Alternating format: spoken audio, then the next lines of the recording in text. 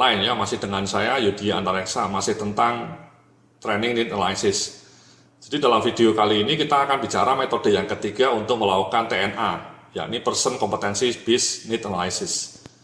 Ini artinya adalah analisa kebutuhan pelatihan yang didasarkan pada gap kesenjangan antara level kompetensi yang dipersyaratkan dengan level actual atau level karyawan, individu ya.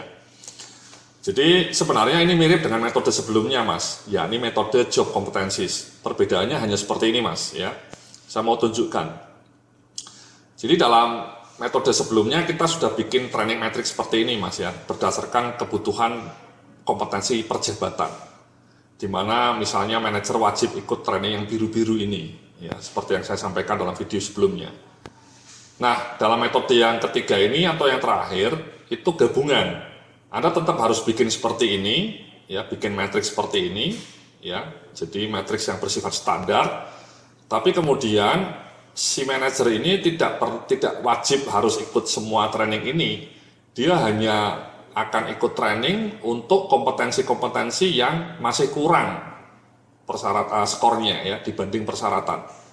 Jadi misalnya di dalam leadership skills, kalau dalam metode yang kedua ini semua manajer, semua asmen wajib ikut ya, apapun kondisinya.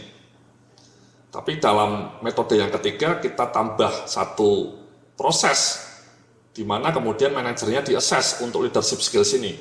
Ternyata dari hasil assessment misalnya dia skornya sudah pas dengan kebutuhan kompetensi yang dipersyaratkan sehingga dia tidak perlu ikut training ini ya. Dia mungkin hanya ikut training yang lainnya. Ya. Nah, saya mau tunjukkan ini caranya ya. Jadi seperti itu sebenarnya perbedaan kuncinya. Sekali lagi Anda tetap harus bikin seperti ini ya. Untuk metode ketiga ini seperti ini Mas flow-nya ya. Jadi Anda bikin required competency level for all positions ya. Jadi semua posisi Anda harus bikin profil kompetensinya ya. Seperti yang tadi saya tunjukkan dalam metode yang kedua ini ya. Anda bikin seperti ini. Ini namanya matriks kompetensi per posisi. Anda tetap harus bikin seperti ini untuk yang metode ketiga ini. Wajib ya. Wajib syaratnya ya. Nah, setelah Anda bikin kemudian Anda assess orangnya. Ya, personnya itu di-assess untuk mengetahui current competency level of the employee. Nah, ada gap enggak? Nah, kalau ada gap kemudian nanti dari gap itu dikembangkanlah training and development. Ya, jadi Anda assess dulu orangnya dibandingkan dengan level kompetensi yang dipersyaratkan ada gap enggak? Ya, contohnya seperti ini Mas. Ya. Ini contohnya kompetensi kebutuhan untuk training manager misalnya. Level yang dipersyaratkan itu ada 4, 4, 3, 3 ya. Judul kompetensi manajerialnya ini. Untuk fungsional kompetensinya TNA-nya harus 4. Bikin modul 4. Training delivery skills 4, training evaluation skills 4 misalnya. Ya. Jadi Anda wajib bikin seperti ini Mas untuk semua posisi ya. Ini saya ngasih contoh hanya untuk training managers ya.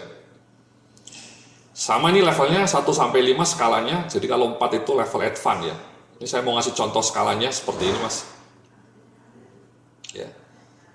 Kecakapan di bawah standar kalau nomor 1 itu ya. Jadi kecakapannya sangat rendah untuk dapat melakukan analisa kebutuhan training. Kecakapan terbatas, memiliki kecakapan yang terbatas untuk dapat melakukan proses analisa kebutuhan training. Belum begitu mampu mendesain dan mendeliver materi training. Kalau yang 3 ini standar Mas.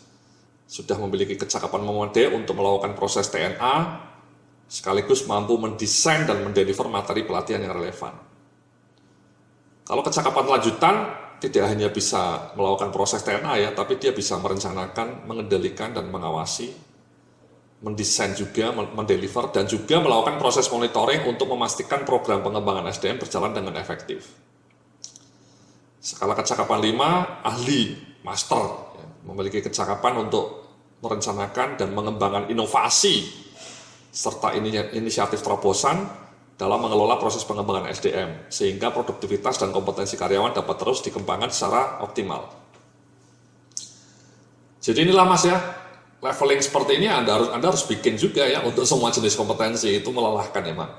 Kabar baiknya saya memberikan contoh ya, contoh skala kecakapan untuk berbagai jenis kompetensi yang bisa Anda download di modul yang judulnya kompetensi based HR management system ya. Saya ngasih contoh skala kecakapan ya, untuk lebih banyak jenis kompetensi ya. Kompetensinya banyak, saya kasih seperti ini Mas. Nah kembali ya, jadi Anda tadi ya 4, 4, 3, 3, 4, 4, 4 ya. Ini skalanya seperti ini Anda bikin juga. Ini saya ngasih contoh skala yang lain, ya bisa Anda baca nanti. Ya. Nah setelah di-assess, hasilnya seperti ini ya. Kolaborasinya sudah 4, problem solving 4, tapi leadership-nya 3, planning-nya masih 2, TNA-nya 3, ini 3, 4, 4. Sehingga ketika dibandingkan dengan persyaratannya, ya, actualnya ini dari assess, Anda masih ada yang minus. Di leadership dan planning, organizing ada masih minus. Di training need analysis juga training material development juga masih minus. Nah inilah yang kemudian Anda gunakan sebagai basis untuk mewajibkan dia ikut training yang 2 saja, tapi yang ini nggak perlu lagi. Ya. Nah kembali ke tadi, matrix training tadi, ya ini sudah kita bikin matriksnya tadi. Jadi si manajer training ini tidak perlu ikut lagi planning. Ya karena dia planningnya sudah bagus, sudah sesuai dengan, kebalik ya. Untuk teamwork atau kolaborasi sama problem solving dia tidak perlu ikut training lagi. Jadi di sini misalnya problem solving untuk advance dia tidak perlu ikut. Ya kerja sama tim tadi kolaborasi sama, ya, tidak perlu ikut. Tapi untuk leadership dan planning dia masih buruk, ya masih kurang, ya masih ada gap. Ya, nah, dia harus ikut training mengenai planning yang advance ini dan kemudian leadership juga harus ikut. So that's it Mas ya. Jadi bedanya dengan metode kedua, kalau metode kedua Anda hanya membuat matriks seperti ini dan kemudian mewajibkan semua karyawan manajer, level manager, asmen ikut training yang biru ini. Kenapa? Karena ada memang beberapa perusahaan yang tidak sanggup melakukan assessment ya. Karena assessment itu juga bukan hal yang mudah ya. Tapi kabar baiknya sekali lagi saya juga sudah menyiapkan tools, contoh-contoh instrumen untuk melakukan assessment kompetensi ya. Jadi untuk melakukan kompetensi, uji kompetensi ini saya sudah memberikan contoh. Untuk manajerial kompetensi saya kasih contoh di modul yang judulnya Assessment Center. Anda bisa lihat nanti instrumen untuk melakukan assessment manajerial kompetensi. Sementara untuk assessment kompetensi fungsional Anda bisa lihat contohnya, pertanyaan-pertanyaannya atau toolsnya di modul yang judulnya kompetensi based HR management. Ya, bisa Anda lihat semua, sudah saya siapkan untuk Anda. Oke. Nah kembali ke sini Mas ya, jadi ini ada 2 ini ya. Ya jadi kembali ke tadi ya, jadi ada beberapa perusahaan yang hanya bikin matriks seperti ini, fine, bagus. Ya, apapun kondisinya semua harus ikut. Ya, kenapa? Karena perusahaannya mungkin tidak punya biaya, tidak punya waktu untuk melakukan assessment. Karena meskipun Anda sudah punya toolsnya, sudah punya contoh-contohnya, tapi kan perlu waktu ya Mas ya. Sehingga perusahaan itu mewajibkan yang namanya manajer pokoknya harus ikut training ini. Ya. Nah yang metode ketiga ada tambahan, tidak perlu deh kita assess dulu. Ya.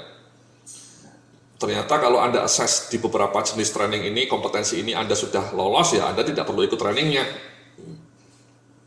Ya jadi untuk kolaborasi sama problem solving Anda tidak perlu ikut training manager ini ya, tidak perlu ikut training kolaborasi atau teamwork ini sama problem solving karena kompetensinya sudah lolos.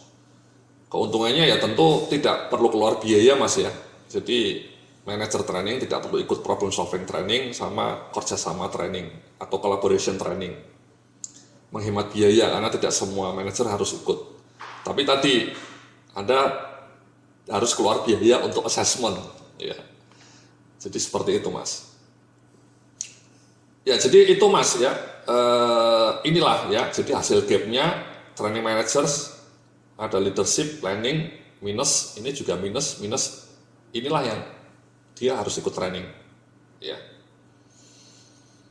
Jadi itu yang namanya metode yang ketiga Mas ya. Jadi metode mengenai person kompetensi based need analysis ya. Anda sudah punya require kompetensinya, kemudian di assess, kemudian gapnya, kemudian baru dikirim training. Ya, tapi again sekali lagi Anda tetap harus bikin ininya Mas, ya, bikin seperti ininya, ya, seperti model kedua tadi.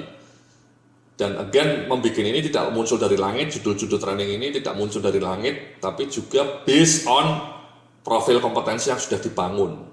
Ya. Sekali lagi kalau yang model kedua, ya model kedua itu yang job kompetensi kita langsung saja ya identifikasi profil dan kemudian mewajibkan semua karyawan ikut training ini, ya, tidak di-assess, ya.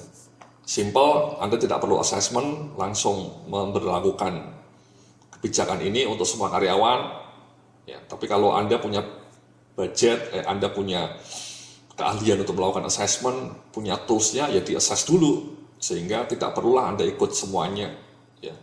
Tidak perlu ikut semua training ini misalnya, Anda cukup beberapa yang tidak lolos dalam assessment.